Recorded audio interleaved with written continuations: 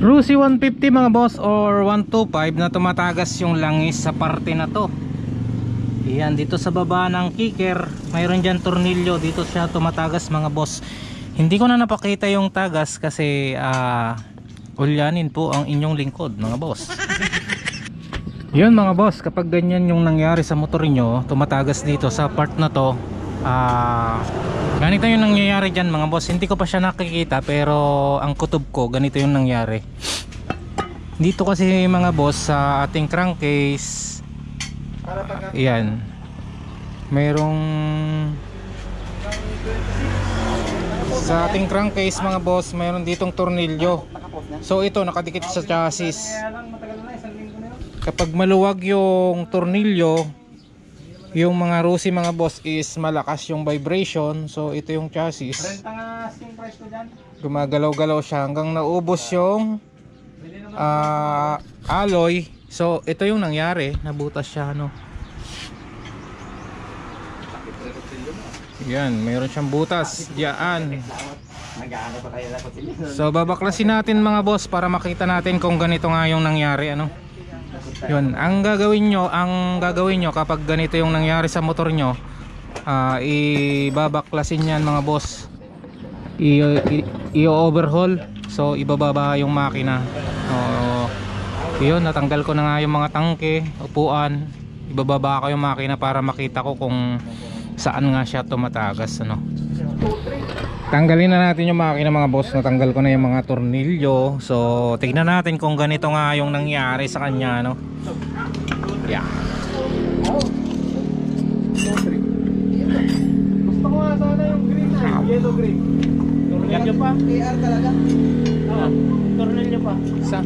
Yung hindi mo pa naman inubos. Ay hindi pa.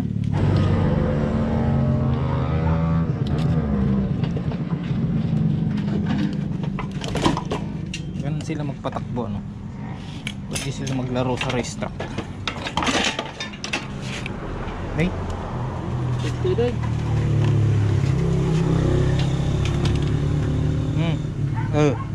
ayaw nilang maniwala sa pinagsasabi ko. Ba't kaya? Yan talaga yung tama niya lagi ano. Kung hindi rito, dito yan. Kaya maluwag yan. So mga boss, ito na nga siya. Nakita na natin. Yun, dito siya nabubutas. Oh, may yun siyang butas dito na maliit. Yan oh. Ay, yun, lumaki na. Oh. Hindi siya makita. Ayun. Against the light.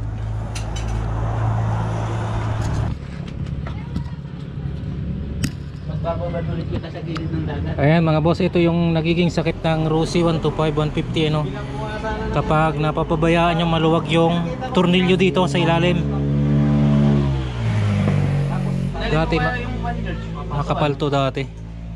Kaso sa vibration niya no, bumabibrate yung makina kasi nga maluwag yung tornilyo. Yun, naubos. Tumama siya dito. Ay, wala naman din tayo. Ayan na mga boss, binibiyak na natin tong ating makina ng Rusi na nabutas dito. So kaya nga siya nabutas mga boss kasi maluwag yung tornilyo. Kapag maluwag yung tornilyo mga boss, magbabibrate yung makina. So magasgas siya dito sa part na to. Yan, dito siya nagasgas mga boss, kaya siya nabitak.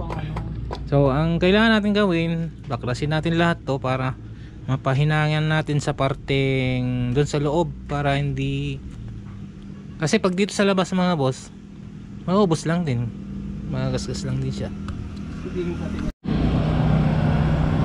Ayan mga boss, oh, ito yung butas nya. Nabaklas na natin.